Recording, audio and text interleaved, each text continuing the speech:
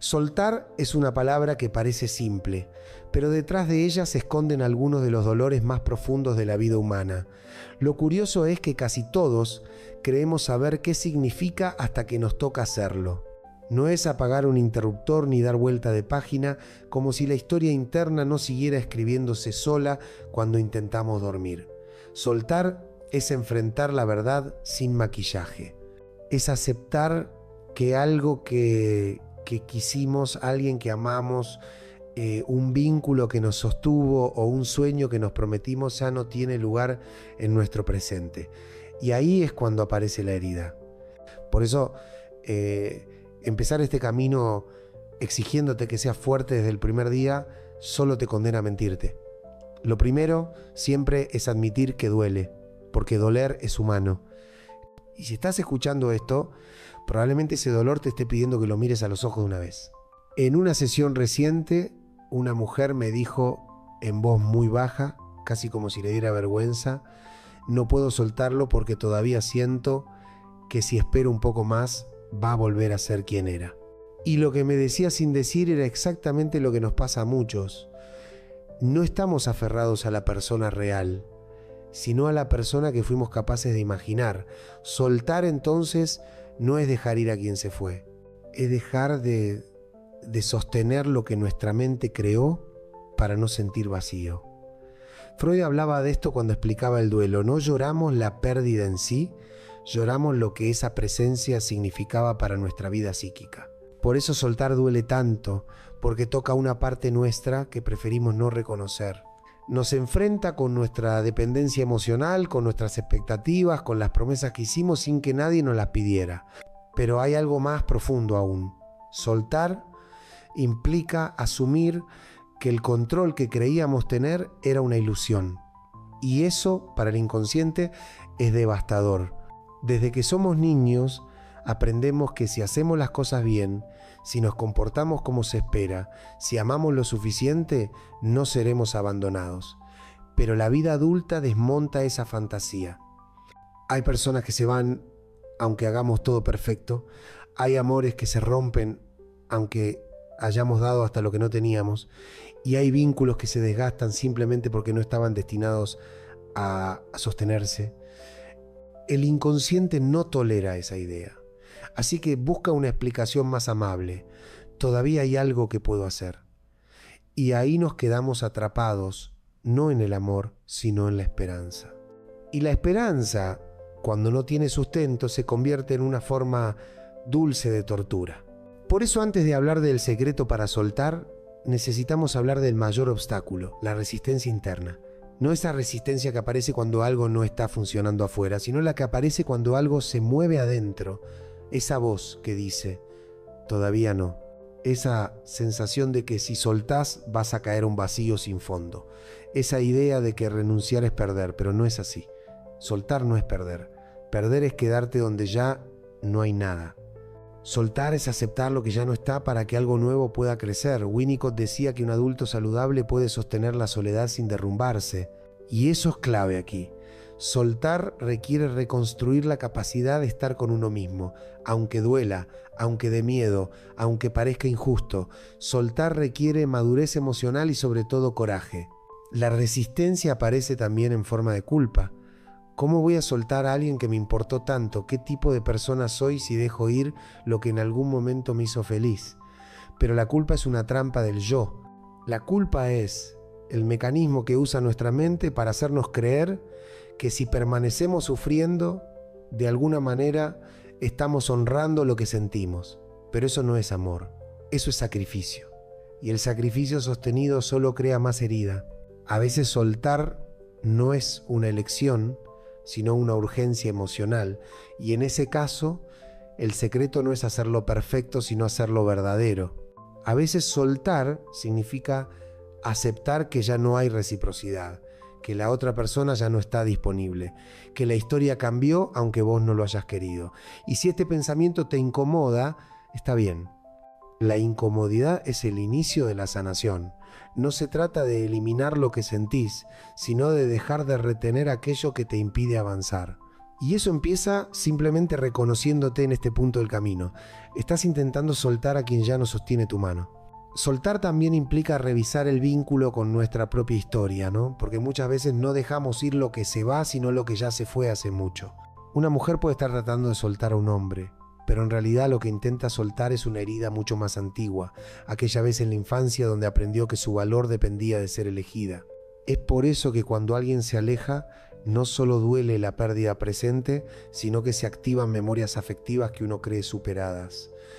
En una sesión un paciente me dijo: no entiendo por qué me duele tanto si la relación era corta. No era la relación, era lo que representaba.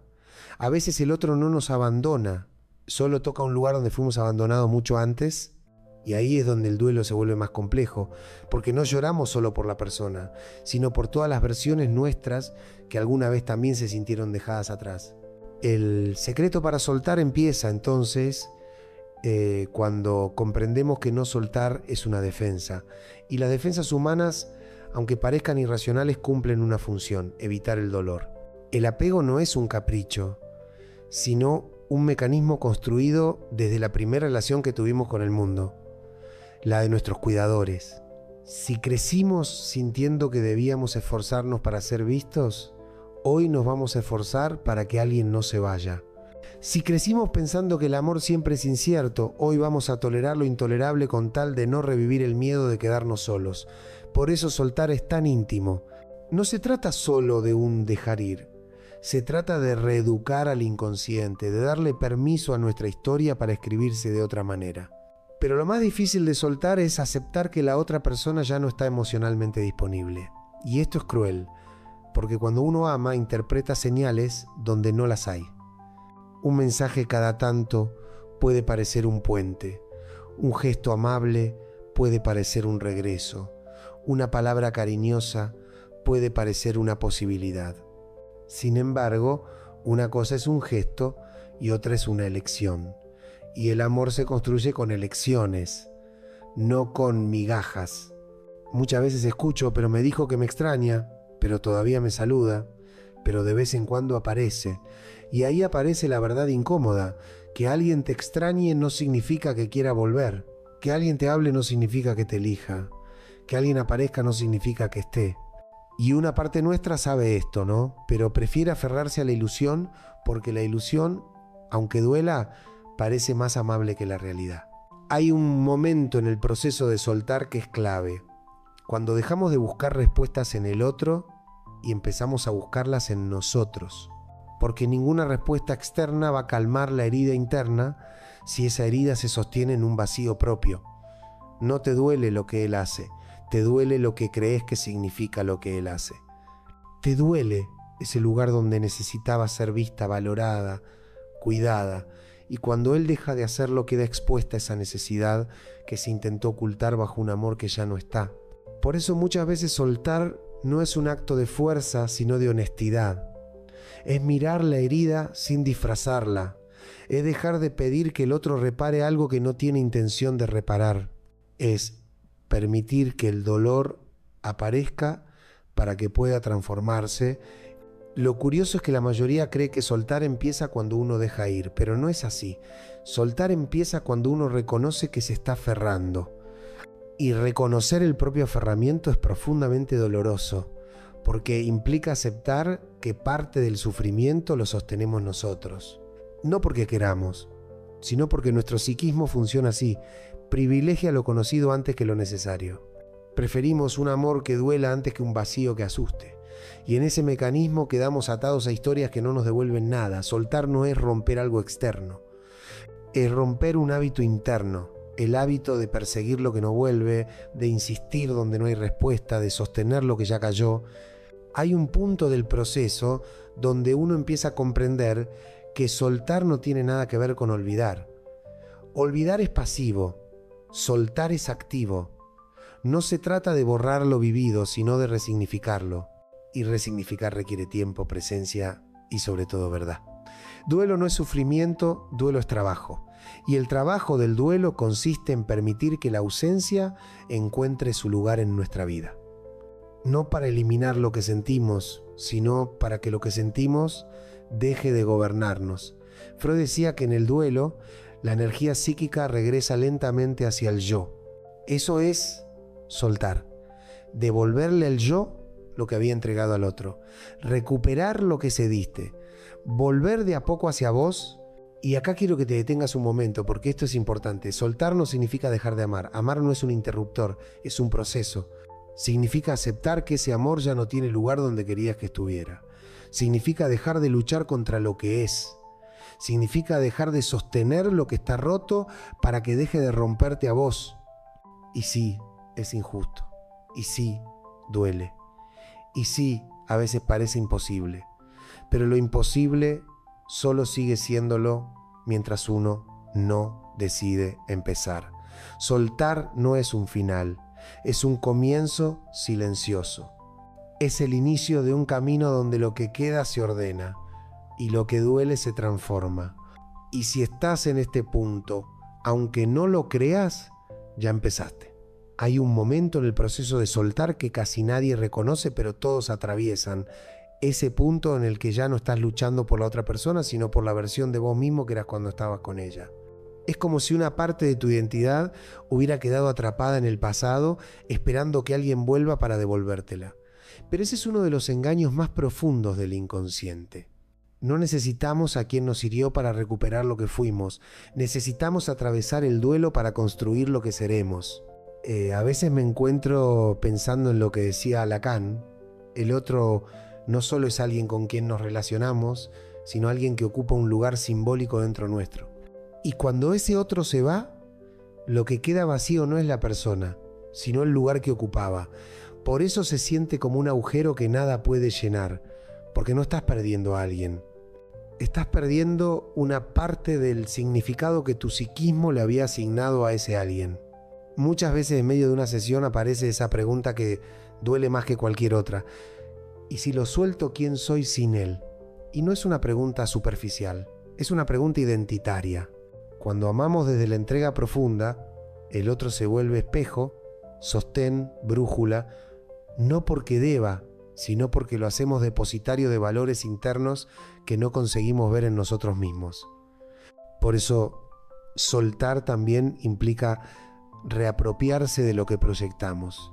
Implica decir, esto que buscaba afuera, tengo que empezar a construirlo adentro. Y esa es probablemente una de las partes más dolorosas del camino, porque nos obliga a dejar de culpar al otro por lo que falta y empezar a hacernos cargo de nuestra herida infantil, esa que aprendió a amar desde el miedo a perder. Hay una frase de Jung que siempre menciono cuando trabajo estos temas. Hasta que no hagas consciente tu inconsciente, este dirigirá tu vida y vos lo llamarás destino. Soltar es justamente eso. Iluminar la parte inconsciente de tu apego para dejar de llamarle destino a lo que en realidad es repetición. Hay algo más que sucede en este proceso y pocas veces se dice, la mente empieza a crear fantasías de retorno. Fantasías donde todo se acomoda, donde la persona vuelve arrepentida, donde reconoce tu valor tardíamente. Estas fantasías no son deseos conscientes, son defensas del yo para evitar enfrentar la pérdida real. Melanie Klein hablaba de esto cuando mencionaba la posición depresiva. Un momento evolutivo en el que debemos aceptar que el otro no es perfecto, que no puede darnos todo lo que necesitamos, que falla, que decepciona. A nivel emocional, estas fantasías de regreso son intentos desesperados del psiquismo para protegerse del duelo, pero se convierten en una cárcel, porque te obligan a vivir esperando algo que no depende de vos. Y nada lastima más que esperar. Esperar desgasta, consumir esperanza desgasta aún más. Y es ahí donde aparece la necesidad real de soltar, cuando la espera se vuelve más dolorosa que la ausencia. Otra parte compleja del proceso aparece cuando empezás a revisar los recuerdos. De pronto todo parece mejor de lo que realmente fue. Recordamos los días lindos, los abrazos que nos sostuvieron, las frases que nos hicieron sentir vistos, y olvidamos selectivamente las veces que nos sentimos solos, aún estando acompañados, las discusiones que nos rompieron, los silencios que lastimaron más que cualquier palabra. La memoria afectiva es tendenciosa, guarda lo que quiere preservar y disimula lo que nos obligaría a tomar decisiones sanadoras. Por eso, cuando intentamos soltar, la nostalgia se vuelve enemiga. Nos susurra que no era tan malo, que podría funcionar, que tal vez si yo cambiara esto sería diferente, pero la nostalgia no es una guía confiable, es un refugio momentáneo que suele confundir consuelo con regreso. En consulta suelo decir, no vuelvas por lo que recordás, quédate por lo que sentís hoy. Porque los recuerdos pueden manipularte, pero lo que sentís ahora es siempre verdadero. Soltar también implica romper con el ideal del amor romántico. Ese que nos enseñó que si es amor vuelve, que si lo querés luchá, que el amor todo lo puede. Pero el amor, cuando está atravesado por el inconsciente, no es tan puro como nos gustaría creer. Está mezclado con carencias, con miedos, con deseos infantiles, con historias que venimos arrastrando sin darnos cuenta. Por eso soltar es también dejar de sostener expectativas irreales. No todos los amores son destino, no todos los vínculos están hechos para durar, no todas las personas que amamos pueden quedarse. Y aceptarlo no te hace débil, te hace adulto. A veces lo que más cuesta soltar no es a la persona, sino la idea de que si yo hubiese sido mejor, esto no habría terminado. Esa culpa es una de las heridas más profundas que veo en sesión. Creemos que si hubiésemos hablado distinto, si hubiésemos amado mejor, si hubiésemos entendido a tiempo, la historia habría tenido otro final. Pero esa es una fantasía narcisista al revés. Creemos que todo dependía de nosotros cuando en realidad había fuerzas, historias, límites y decisiones que no tenían nada que ver con lo que hicimos o dejamos de hacer. Soltar es también liberar esa culpa. Es decirte, esto no fue solo mío. Es darte cuenta de que nadie puede sostener un vínculo solo, que la responsabilidad emocional siempre es compartida y cuando no lo es, la única opción saludable es soltarse. Aunque duela, aunque tiemble todo por dentro. Hay un punto en el proceso donde el dolor cambia de forma. Ya no es ese dolor agudo, ese nudo en el pecho, ese vacío que asusta. Se convierte en una tristeza más tranquila, más honesta, más profunda. Una tristeza que no busca volver atrás, sino entender por qué te aferraste tanto tiempo a algo que ya no estaba. Y ese es un momento clave. Cuando tu tristeza deja de mirar al otro y empieza a mirarte a vos. Ahí empieza la verdadera sanación. Ahí es cuando soltar se convierte en un acto de amor propio. Y cuando hablamos de soltar, también necesitamos hablar del duelo que aparece después. Porque aunque la decisión sea correcta, aunque la razón nos diga que hicimos lo necesario, el cuerpo no entiende de lógica ni de explicaciones ordenadas. El cuerpo recuerda. El inconsciente recuerda, y ahí aparece el silencio posterior, ese que nadie nos enseña a atravesar. Es un silencio distinto, no es ausencia de sonido, es ausencia de aquello que llenaba una parte nuestra. Y es en ese silencio donde muchas personas sienten que se derrumban. Pero te lo digo con honestidad, no te estás derrumbando, te estás reacomodando, estás haciendo espacio. Estás dejando que la parte de vos que estuvo secuestrada por la espera vuelva a respirar. El verdadero secreto para soltar no aparece el día que dejás ir a alguien, sino el día que dejás de perseguir una explicación. Porque cuando dejamos una relación, lo primero que buscamos es un porqué. ¿Qué hice mal? ¿En qué fallé? ¿Qué me faltó? Y ese es el error más frecuente. Pensamos que entender nos va a liberar, pero en realidad entender es otra manera de seguir atados. A veces no hay una respuesta lógica, a veces la respuesta es que el otro no podía dar lo que necesitábamos. A veces es que no coinciden las historias, los tiempos, los miedos, y a veces simplemente es que la vida cambia y no todos cambian con la misma velocidad. Eso no te convierte en insuficiente, te convierte en humano. Hay algo que descubrí en muchas sesiones. La mayoría de las personas no sufre por lo que perdió, sino por lo que cree que ya no podrá recuperar. Sufre porque siente que nunca va a volver a amar así, o que nunca alguien la va a mirar con ese brillo, o que no encontrará nuevamente un lugar donde sentirse elegida, pero eso es una ilusión creada por el dolor. Lo que desapareció fue una relación, no tu capacidad de amar. Lo que se rompió fue un vínculo, no tu valor, y lo que se terminó fue una etapa, no tu historia. Hay mucho de vos que todavía no conoces, y ese vos que viene después de soltar no es una versión más débil, es una versión más honesta. Soltar también implica perdonarte, no por lo que hiciste, sino por lo que creíste. Perdonarte por haberte quedado más de lo necesario, por haber sostenido un vínculo que ya estaba caído, por haber dado cuando estabas cansada, por haber esperado cuando ya no había nada que esperar. La culpa te va a decir que fuiste ingenua, pero la verdad es otra, fuiste valiente. Amás tanto que a veces no sabes cómo retroceder. Y eso, aunque duela, habla bien de vos. Lo que importa ahora es que no confundas amor con sacrificio. No confundas esperanza con negación. No confundas fidelidad con abandono propio. Tal vez este sea el punto más importante. Soltar no es un acto del corazón, sino de la conciencia. El corazón se aferra, la conciencia observa, el corazón recuerda, la conciencia decide. El corazón quiere volver, la conciencia sabe que no hay a dónde volver. Y cuando lográs que ambas partes, la que siente y la que comprende, comiencen a escucharse sin pelearse, ahí empieza la verdadera libertad interna. Porque soltar no es olvidar, no es borrar, no es cerrar los ojos. Soltar es mirar de frente lo que fue, agradecer lo aprendido, aceptar lo perdido y seguir caminando sin arrastrar una historia que ya cumplió su ciclo. Freud decía que en todo duelo hay un trabajo silencioso que nadie ve. Ese trabajo es el que estás haciendo ahora, aunque no te des cuenta. Es el trabajo de reconstruir la identidad sin el otro, de volver a ocupar el espacio interno que había cedido, de darle lugar a tu deseo propio sin pedir permiso.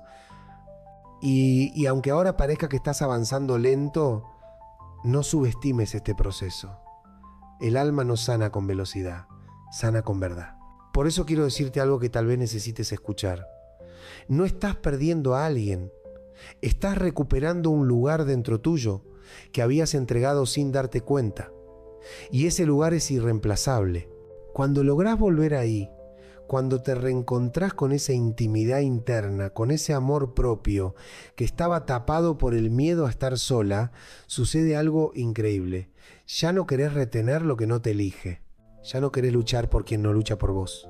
Ya no querés negociar tu dignidad para obtener afecto. Ese es el momento en que finalmente soltás. No porque te obligues, sino porque ya no lo necesitas. Si estás en este proceso, respetá tus tiempos. No te apures, no te presiones para estar bien mañana.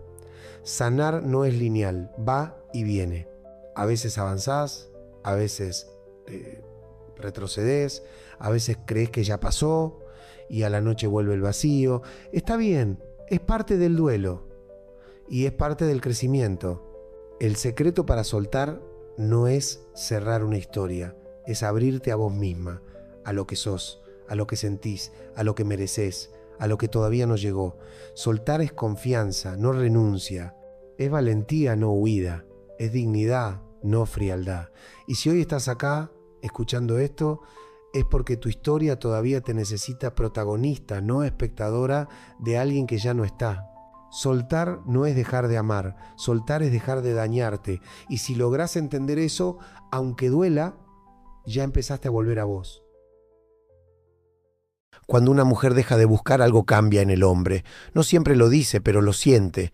Y lo curioso es que muchas veces recién ahí empieza a pensar, porque mientras ella insiste, él se siente seguro, pero cuando ella se calla, cuando desaparece, cuando deja de estar disponible, el hombre se enfrenta a algo que no sabe manejar, el vacío, y en ese vacío su mente empieza a hablar. Hoy te voy a contar qué pasa por dentro de un hombre cuando una mujer se aleja, no desde el orgullo, sino desde la psicología más profunda, porque a veces el silencio femenino tiene más poder que 1000 palabras. Primero siente desconcierto. Cuando una mujer deja de buscarlo, el hombre al principio no entiende nada. Está acostumbrado a cierta rutina emocional. Los mensajes, los gestos, la atención, esa energía femenina que lo mantiene en el centro de algo. Y cuando de un día para otro eso se apaga, no lo interpreta como un límite ni como una decisión, sino como un error. Cree que es una pausa, no una ausencia. Se dice, seguro está ocupada. Ya va a escribir, esto se arregla solo, porque para muchos hombres, mientras la mujer está presente, aunque sea desde el reclamo, sienten que todavía tienen control. Pero cuando el silencio se alarga, el hombre empieza a sentir algo que no sabe poner en palabras, desconcierto. No sabe si hizo algo mal, si la perdió, o si simplemente lo están castigando con distancia. Y como no tiene respuestas, empieza a buscar explicaciones en su cabeza. La mente masculina, ante el vacío, no se queda quieta, inventa hipótesis, recuerdos, excusas, y en esa confusión aparece la incomodidad, una sensación interna que lo descoloca.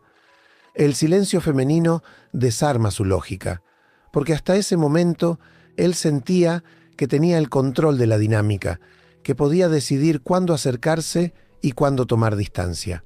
Pero de pronto es ella quien toma el control con su ausencia, y eso duele más de lo que muchos admiten.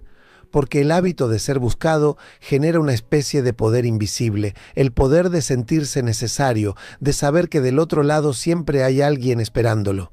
Cuando ese poder desaparece, algo se rompe, y ahí aparece la duda, que es la puerta del miedo.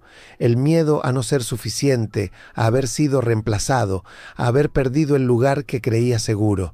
No es aún amor lo que siente, es desorientación, pero ese es el primer paso, porque el hombre empieza a enfrentarse con algo que no sabe manejar, el vacío que deja una mujer que ya no lo busca. Y ese vacío muchas veces dice más que 1000 palabras.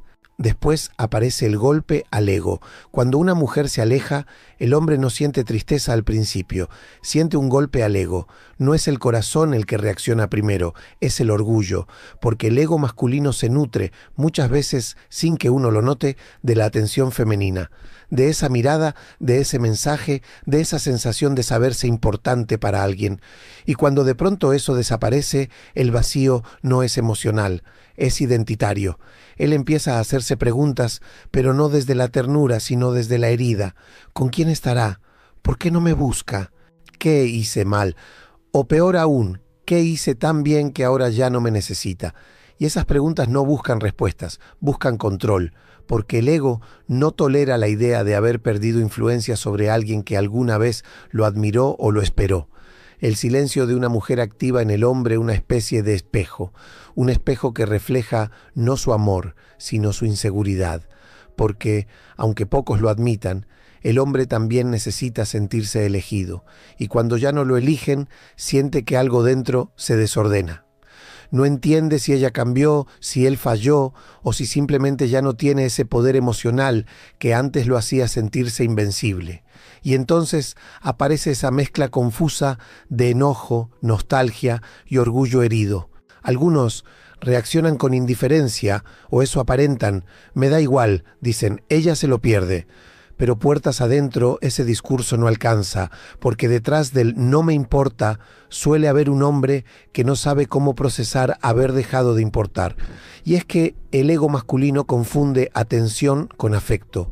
Cree que mientras lo buscan, lo aman, y cuando ya no lo buscan, lo olvidaron. Pero el amor no desaparece con el silencio. Lo que desaparece es el privilegio del control. Y eso es lo que más lo descoloca. No porque no la quiera, sino porque de pronto deja de sentirse valioso.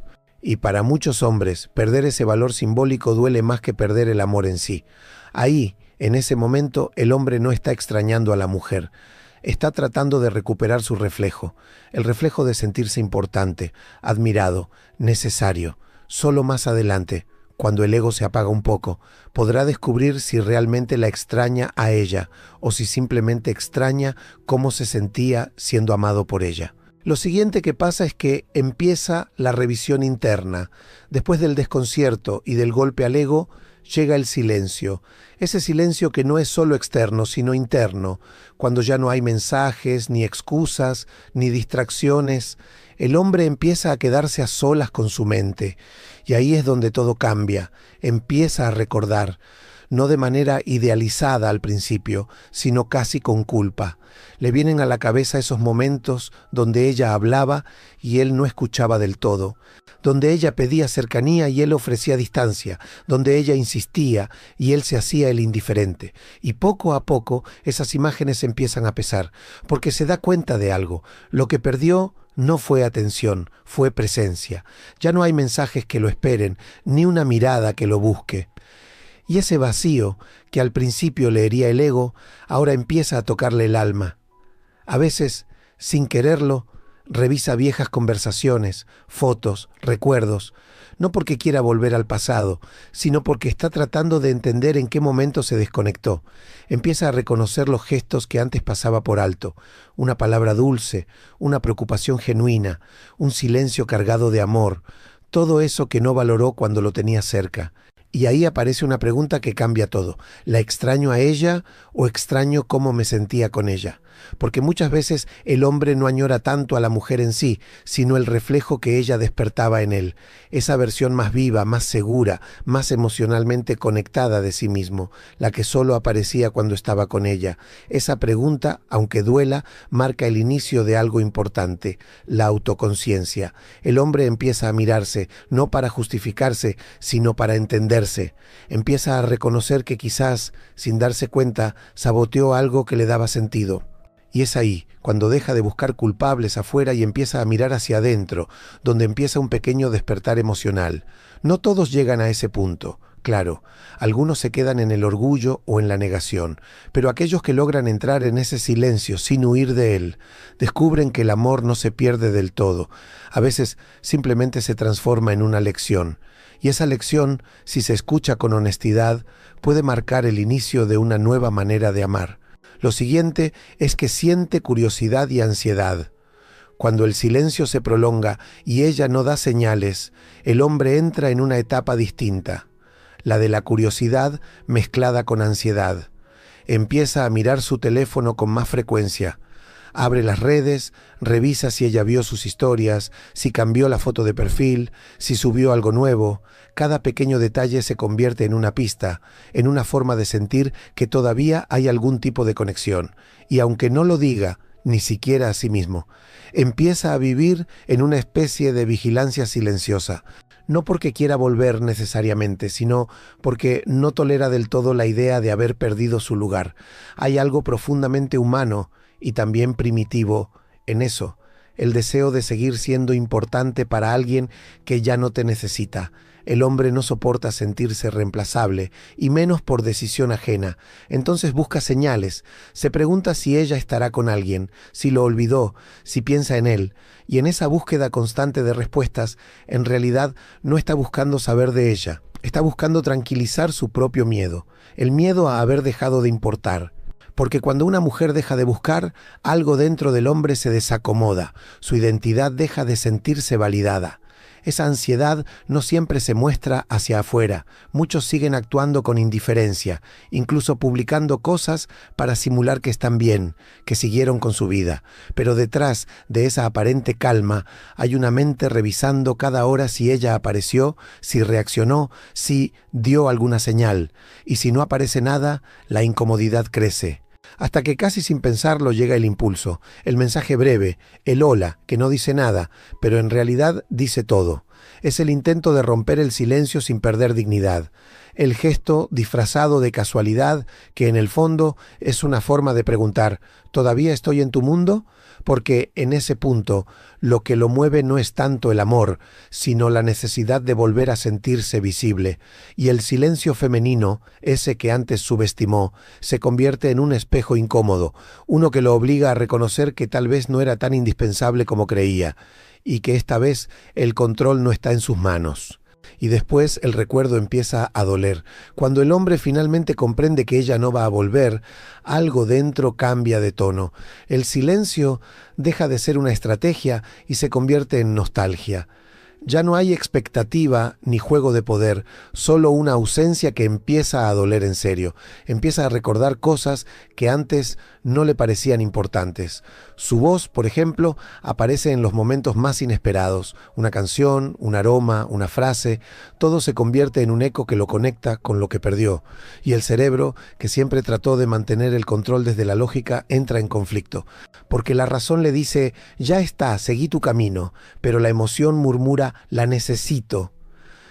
Y esa contradicción lo descoloca, porque el hombre está acostumbrado a solucionar problemas, no a evitarlos. El recuerdo se vuelve más vívido que la presencia, la extraña en los pequeños gestos, en cómo lo miraba cuando no decía nada, en cómo lo calmaba con una sola palabra. Empieza a notar que lo que tenía con ella no era simple compañía, era conexión. Y eso lo sacude, porque no es fácil aceptar que esa conexión no se puede reemplazar.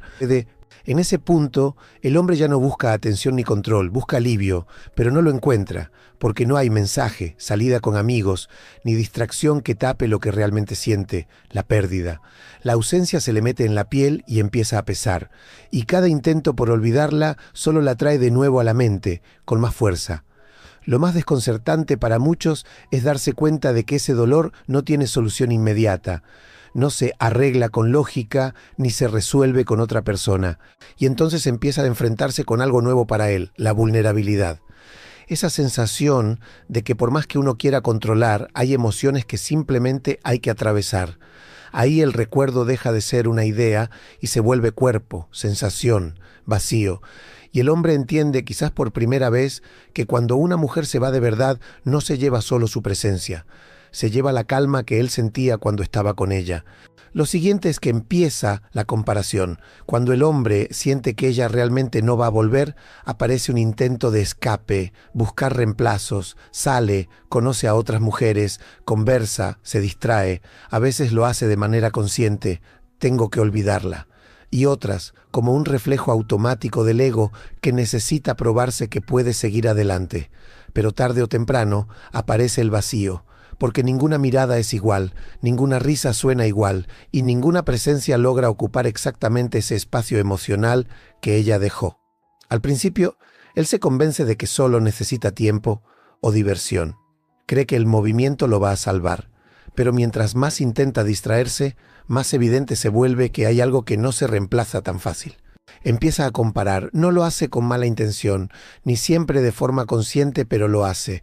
Compara cómo lo miraba a ella, cómo lo hacía sentir, cómo su presencia le daba una calma que ahora no encuentra. Y cada comparación lo lleva sin quererlo al mismo punto. Ninguna conexión nueva logra tener la misma profundidad. Ahí entiende algo que no todos los hombres se animan a reconocer, que el amor no se sustituye con compañía, que no todas las presencias calman una ausencia y que a veces el cuerpo puede estar con alguien, pero el alma sigue mirando hacia atrás. Esa es la parte más silenciosa del proceso, porque hacia afuera parece que ya siguió con su vida, pero por dentro está midiendo distancias emocionales, y en esa comparación constante empieza a ver con más claridad lo que perdió. No era solo una mujer, era una sensación, la de sentirse comprendido, en paz, visto. El hombre puede tardar, puede distraerse, puede resistirse, pero cuando la conexión fue real, cuando hubo amor sincero, termina comparando. Y casi siempre pierde en esa comparación, porque por más que lo niegue, sabe que algunas mujeres dejan marcas que no se borran con el tiempo, solo se aprenden a llevar con cierta nostalgia que nunca se apaga del todo. Y si la amaba, empieza a valorarla de verdad. Cuando todo se aquieta, cuando ya no hay mensajes, ni señales, ni esperanza de que vuelva, llega el momento más incómodo y más revelador. El silencio se convierte en espejo, y ahí el hombre empieza a ver con claridad lo que antes negaba o no quería mirar. Ya no se trata del ego herido, ni de la costumbre rota. Es otra cosa, es la comprensión. Empieza a entender que el verdadero valor no está en quien se queda rogando, sino en quien supo irse a tiempo. Que la mujer que un día decidió no insistir más, no lo hizo porque dejó de sentir, sino porque empezó a respetarse.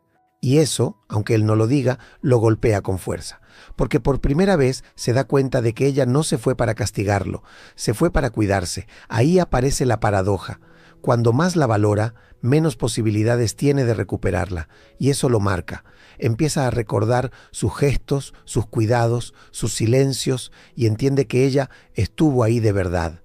Hasta que él dejó de notarlo. Recién entonces se da cuenta de que el amor no se sostiene con presencia constante, sino con reciprocidad, que el amor no muere de falta de pasión, sino de indiferencia. Muchos hombres recién aprenden a amar cuando una mujer deja de hacerlo por ellos, porque la ausencia, cuando hay sentimientos verdaderos, se vuelve maestra y enseña lo que la rutina y la comodidad no permitieron ver, que nada está garantizado, que la atención no es un derecho y que un te quiero sin cuidado